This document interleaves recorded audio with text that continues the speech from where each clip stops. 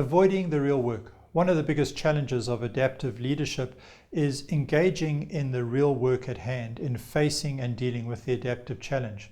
Often what happens is what we call work avoidance. In other words, doing work, but work that isn't going to solve or take us forward or help us make progress in dealing with the adaptive challenge. Work avoidance can take on many nuances and forms.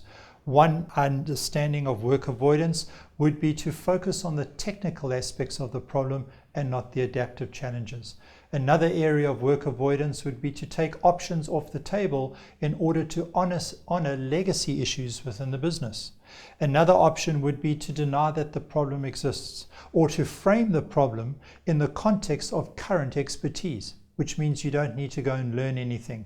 Remember, we said that an adaptive challenge always requires new learning. And so by confining it or defining it in the limits of current expertise, you in a sense denying what really needs to happen. So there are many ways to engage in work avoidance, and smart adaptive leaders are very attuned and very quick to pick up and understand where work is being done, but it's work that is not helpful in making progress in the adaptive challenge. You want to be careful for that, because you might be doing a lot of work, but really all you're doing is digging the hole deeper and faster than ever before. We're discussing work avoidance.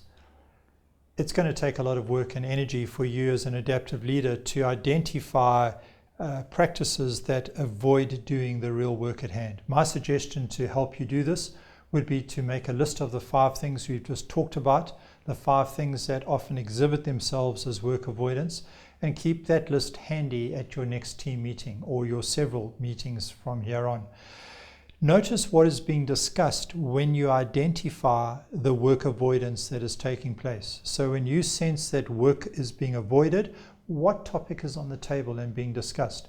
And slowly, as you marry the topic and the technique, the work avoidance technique being employed, you'll become smarter and wiser than this. Adaptive leaders immediately learn to identify work avoidance, and then of course steer their teams and their people to deal with the real adaptive challenge at hand. Good luck as you do that.